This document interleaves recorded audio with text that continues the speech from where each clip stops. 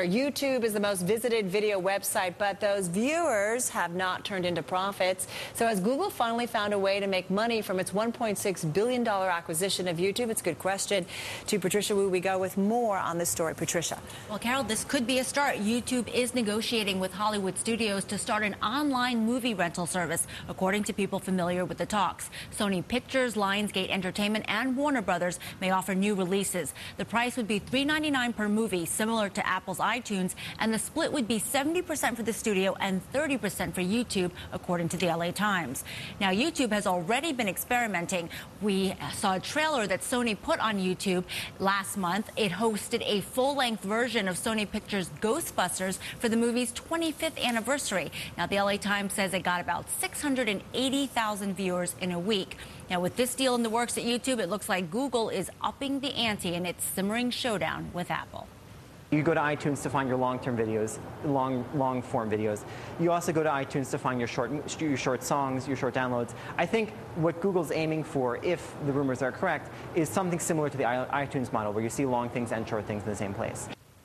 And to give you an idea of the potential here, Lionsgate says it sold 2 million downloads of its cable TV program Mad Men on Apple's iTunes store in the past year. So could TV shows be next for YouTube? Well, it's possible. Just last month, it agreed to carry excerpts from CNN, Cartoon Network, and Adult Swim.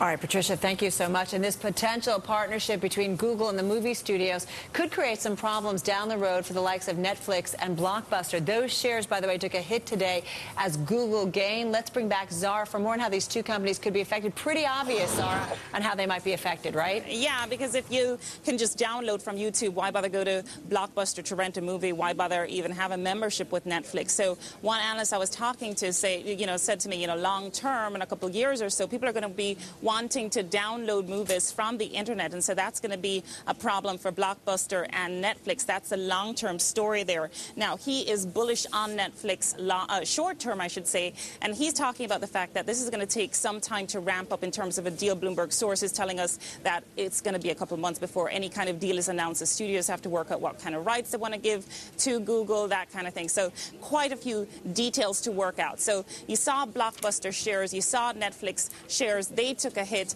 Google shares, though, they're up but 1% only, not reacting that highly in anticipation of this deal. And because, of course, the near-term impact is just not going to be there. Long-term, it may be there. JMP Securities kind of talking about that long-term, it could be a game changer. Not necessarily, though, for Amazon and Apple iTunes as well. Those shares kind of shrugged off the competition that this deal could present for these two companies. Of course, again, this long-term impact here. Also want to take a look at some of the shares of the studios, because those were some higher, some lower. Lionsgate, of course, in the mix, according to the Bloomberg sources. Time Warner as well, because of Warner Brothers, and also Sony Entertainment now. All right, Zara. Now, not everyone thinks movies on YouTube will be a game changer for parent company Google or for Netflix or any of the other competition. Daniel Roth is one of them. He's a senior writer at Wired Magazine, and you, while we were listening to Zara, said, I disagree here. You don't think that it's going to be a problem for Netflix or Blockbuster? I don't. I think that these are two totally different ways to consume movies. I think that with something like Netflix, you're competing for the monthly subscription fee, which makes it a very different way of spending your money. You can either buy movies per download, like you can with iTunes or with Amazon Unbox, and that's one way to do it. But what consumers have shown is that they like the cable model. They pay once at the beginning of the month. They eat as many movies as they want. This is the buffet way of looking at movies. Or they spend $4 on YouTube. They download a movie. Halfway through, they realize they hate it, and they feel like they can't believe that they've just spent $4 on this movie. Well, and let me ask you, I would prefer to watch a movie on a 50-inch flat screen in HD rather than on my laptop, and it's hard to get, a YouTube video to transfer to a big flat screen anyway. Isn't that going to be a huge discrepancy? I think so. What you're finding is that some of the younger people don't mind watching movies on their laptops. On the other hand, you look at sales of plasmas and LCD screens over the last couple of years, and people are spending a lot of money. A lot of people are spending a lot of money on these massive screens that take up their living room. They don't want to have friends over and sit down with their little netbook and watch some movie on that. That's not what the way movies were made to be shown, and that's not the way people like to watch them with friends. YouTube, there's not a real easy way to get YouTube onto the screen. Increasingly, there are device makers are finding ways to get YouTube on there. You can do it through TiVo. You can do it through some, I think it's either Samsung or LG.